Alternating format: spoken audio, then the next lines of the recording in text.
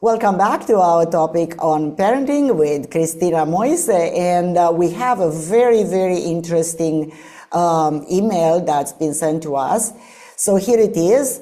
Let's jump right into it. I feel like an absolute failure as a mom tonight, and I feel like I'm just not cut out to do this. I was doing really well with my triggers and not yelling at my kids, but lately I just can't get the triggers under control. I have noticed the same behavior in my kids, and now I don't know how to stop this downward spiral. I'm smiling because I know what I'm going to say here, Christina, perceptions, projection, but I'm just smiling. I feel for this lady, yes. Over the past week, I have maybe gotten 28 hours of sleep. Oh boy. Total with teething and my kids being sick. My husband refuses to get up at night to help, so I'm like a zombie the next day. I am struggling so much to connect with my kids because I honestly don't have the desire or energy. With all the cooking, cleaning, laundry, therapy for my twins while caring for my sick daughter, I am burnt out. The twins are a huge trigger for me. Their aggression has gotten worse toward each other with biting, pushing, and yelling. And meantime is my biggest trigger. They kick the table, throw their utensils and cups, throw food at me and their sister, yell at us, and throw chairs down. They also move in their high chairs when I walk out of the room and go into the pantry and throw all the food out. I make great meals for them and they either throw it or refuse to eat it. So I take them out and no food. I feel like they starve themselves just to be disobedient, and I feel like they hate me. That's a mind idea. They constantly cry, scream, hit, kick, and bite me or their sister. Tonight they decided to rock in their high chairs and refused to eat again, and I literally screamed at them so hard that they started crying.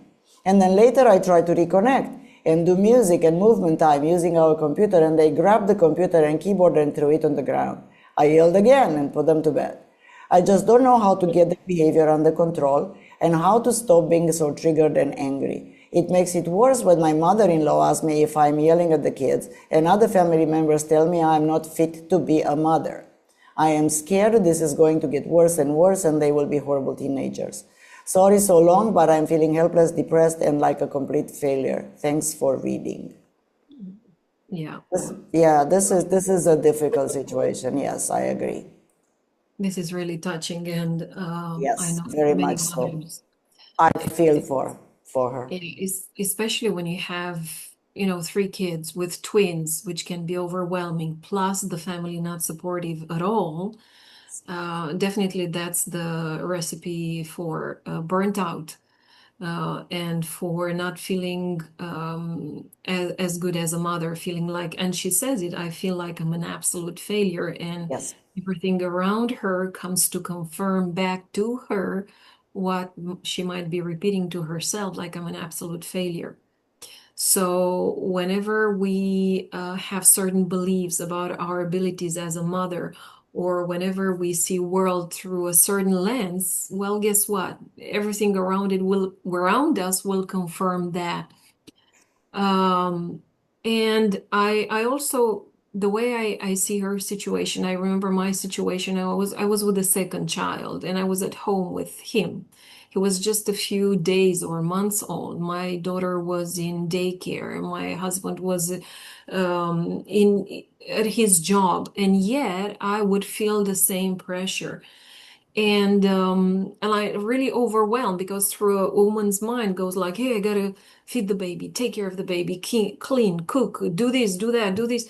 And when you start doing these lists in your mind, it's like you're overwhelming yourself instantly. Yeah. Instead of and trying to be the perfect mom, trying to be perfect for everyone, even if the kid is not at home, if the husband is not at home, or the mother, or you, or the parents, because she's mentioning her mother-in-law as well, you're trying to be perfect for everyone, but you overlook yourself. Well, Yeah, you're still running through your head. Everything's to be perfect when my husband's back home and when this and that. Exactly. So you're running already scenarios in the future, trying to please everybody and be perfect for everybody and everything all the time. Exactly.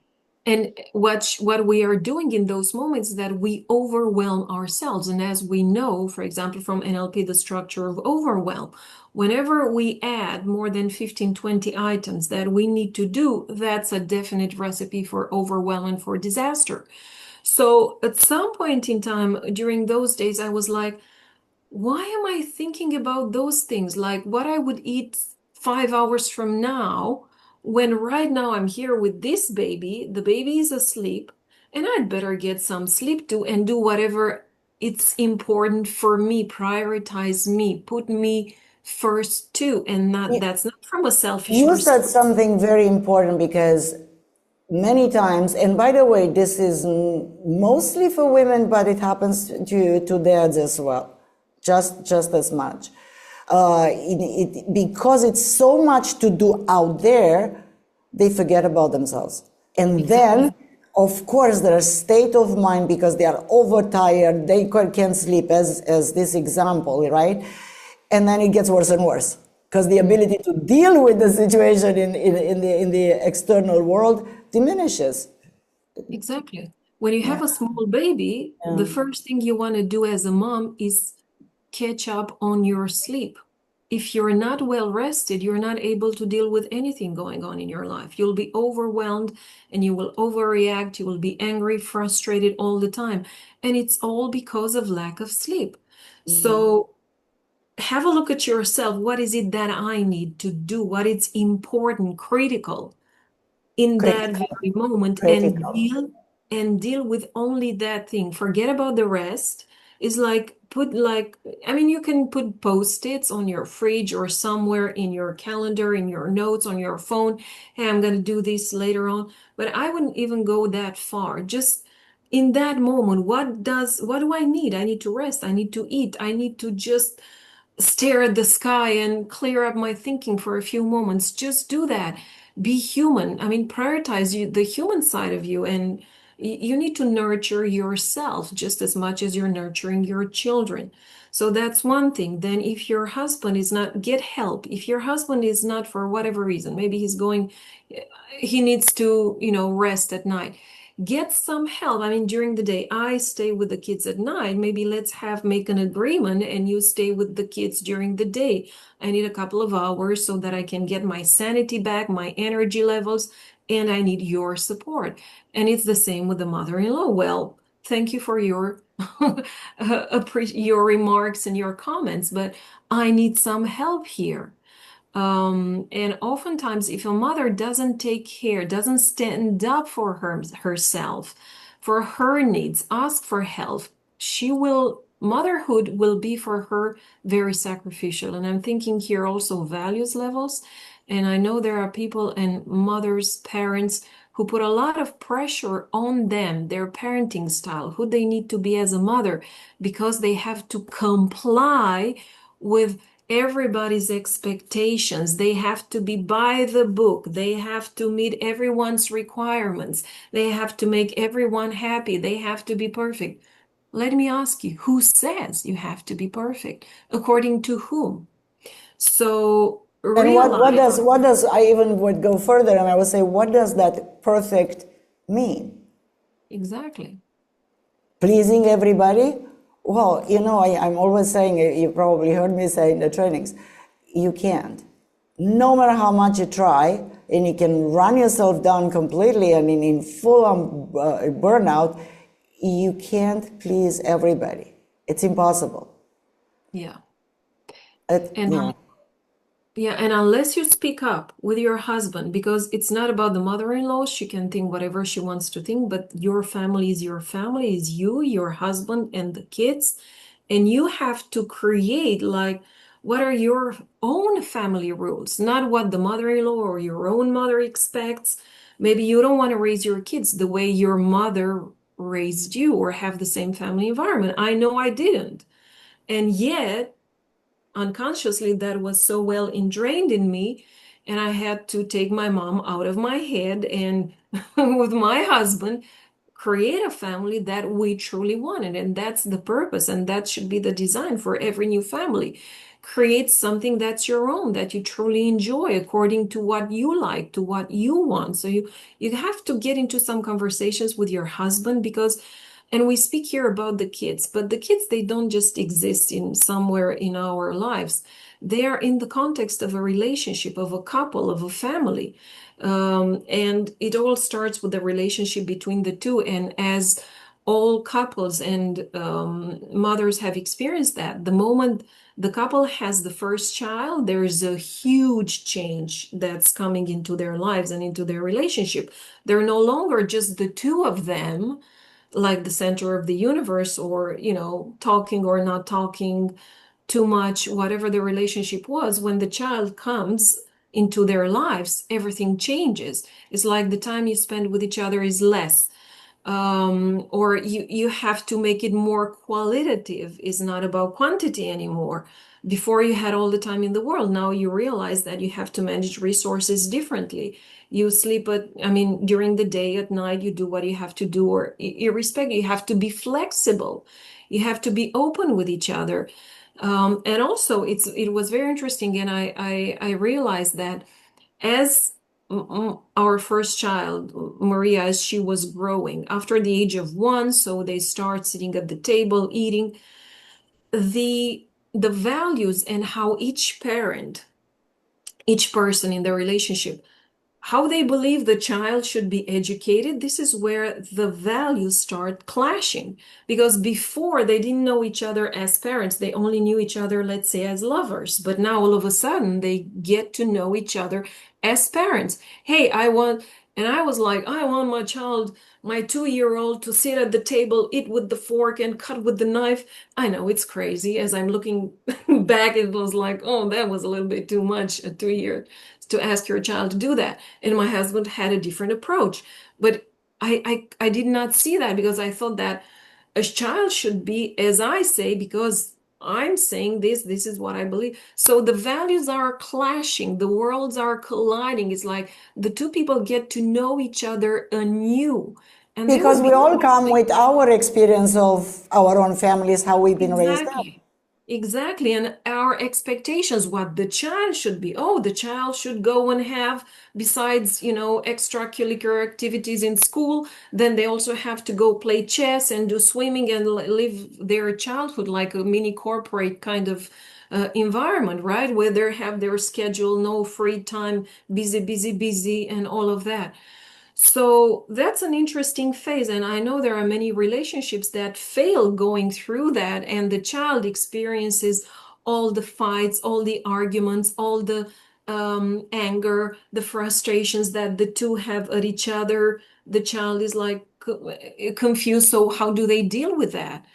And they will model that in their relationship and their interaction, maybe at school or kindergarten or wherever they go. So this is what we need to understand, that the child is functioning into that extended kind of environment, and be mindful of that. And going back to this woman, you're never alone.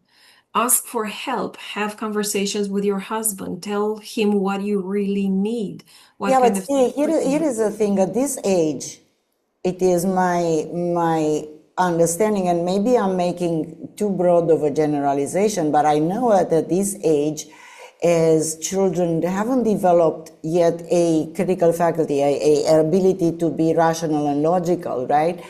And at this early age in life, the fact that they are throwing things around, it's a manifestation of anger.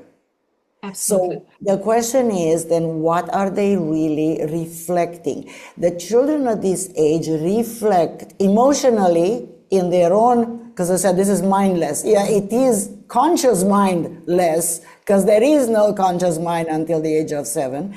But there is an unconscious emotional expression of something not being right. So they are angry about something. And most of the time it's my experience with students and coaching clients, that the problem is in the family dynamics, and the children almost like throw back and reflect back some situation that's happening inside the family dynamics, and they feel it.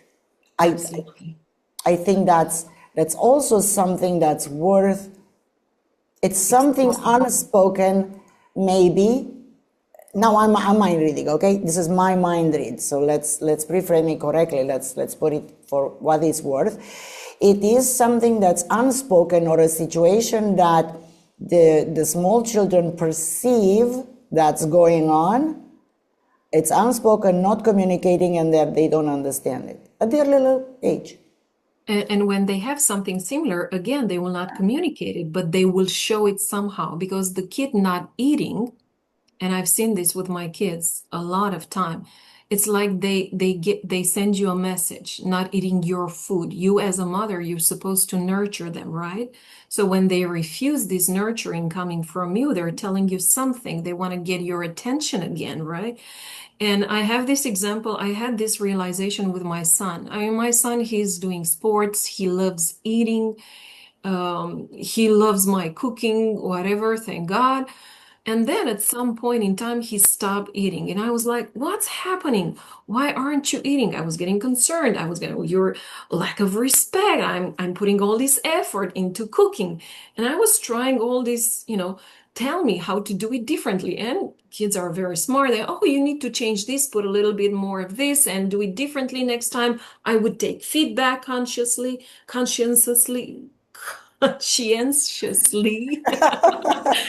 And doing it again better and better to satisfy his requests. And then he again would not eat. And I was like scratching my head. He's mocking me around. What's going? And I say, hey, what's going on? Tell me. Again, get curious, get into conversations with your kids, cut the BS. You said, of course I'm not gonna eat your food. You don't like the music I listen to? Then I'm not liking your food either. And it was so simple. I mean, he was listening to, obviously, I have different tastes, right?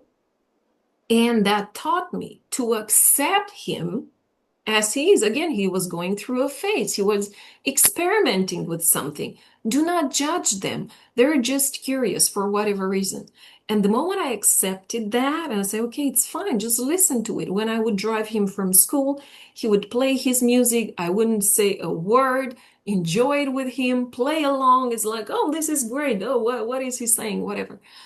And that changed completely. So it's not about the food, about the cooking, it's a message that they're trying, but you have to get into conversations, be curious, because you cannot guess it.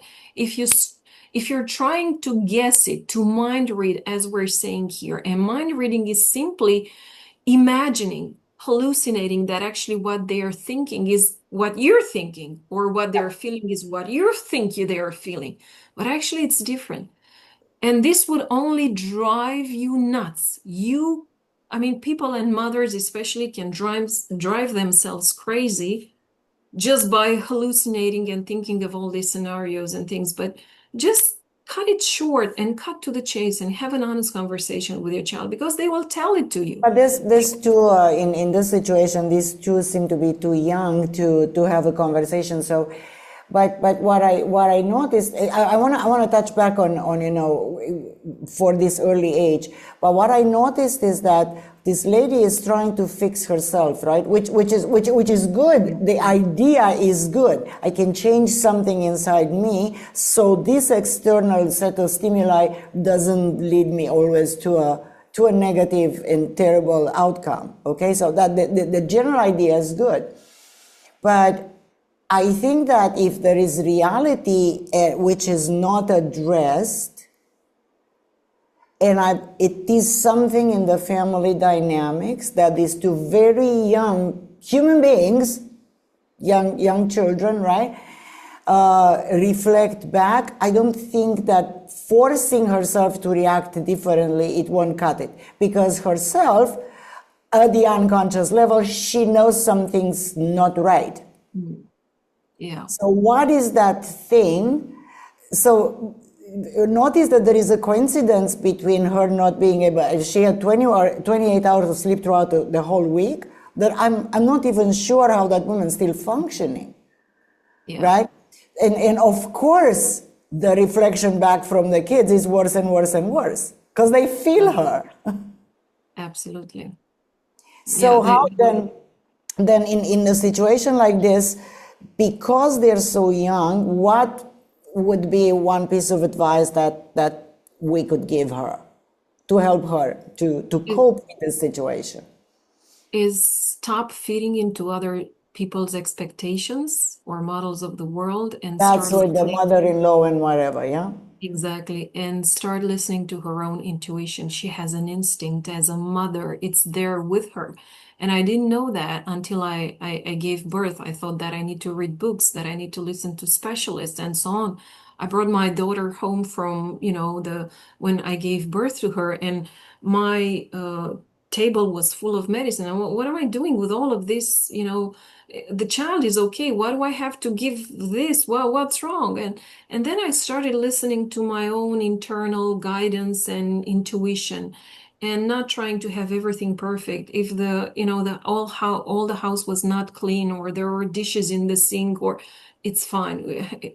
The world will keep on moving, the earth will keep on revolving, and the sun will be up in the sky the next day, so everything is just fine.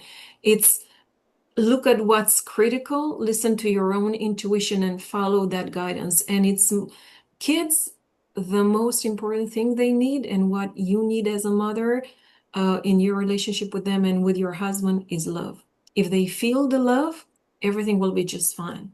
The moment they feel that disconnect, they feel that the attention, the love is not there, they will they will catch that and they will play it back and they will try to get your attention and they will do things. And kids are persistent and they will not stop. They're relentless until they get into that feeling like I'm accepted, I'm wanted, and I have everything I need.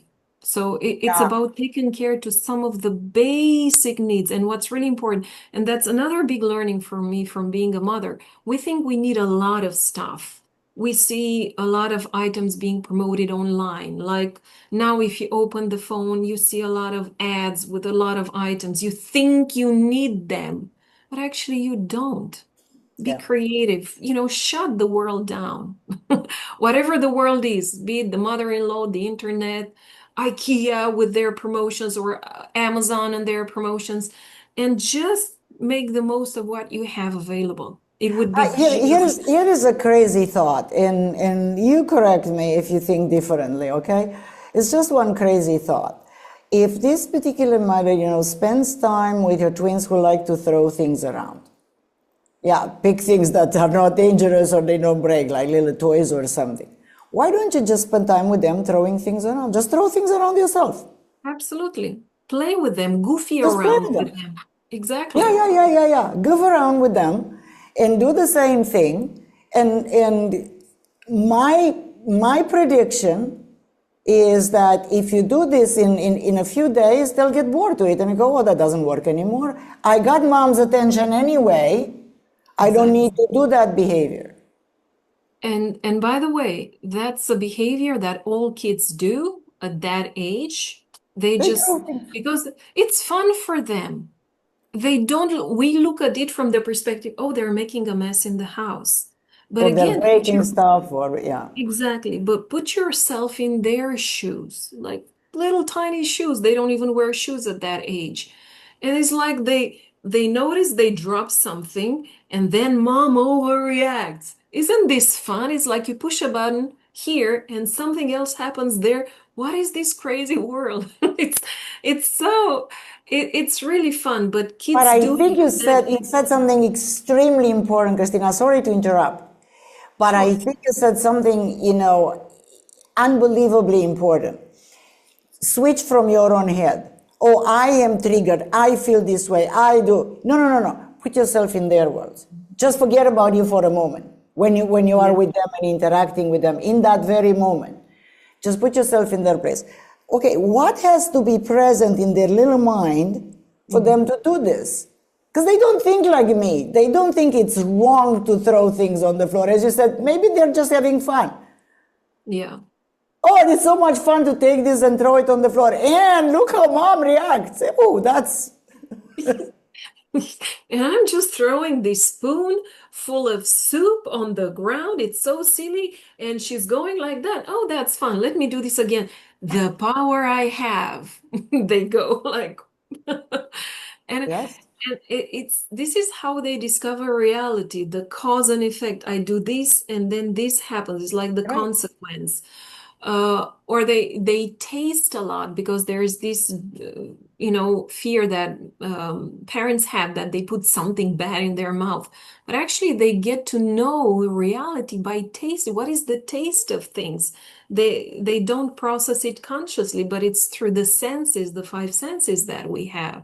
So they're in a exploration mode for especially up until the age of 2, 3, and even later on. So we want to encourage that exploration because life is forever changing and taking us new places. So we want to keep Safely, obviously, that safely. mindset, yes, and we want to keep that mindset active for them, because if we say don't do this, we shut them down, and their imagination, their creativity. I mean, the association my kids made when they were young, they were surprising me all the time. And there's so much creativity, and they're so original in their thinking, and we're shutting them down by trying to make them fit into a mold, into a, expected. I mean, I'm a 30 or whatever, 50-year-old, highly educated, person, and I expect my child to behave the same. It's, it's unrealistic. So take your child from where they're at, meet them where they're at, step into their shoes, be kind, and know that the only thing that a child will ever require from you is love. Love and attention. And as long as they feel safe all the time, Yeah, sometimes the it's gonna tantrums be, are also the somehow they either feel like they're neglected or not given attention, or they don't feel safe. These are some basic things. With children, everything, so you have to reduce it to basic things, to simple things, yet essential things. yeah. Because that's how we all are. When you said very important. Please, everybody, remember who listens to this. Remember when, if you can, put yourself in the mind of how were you when you were a child. You knew nothing.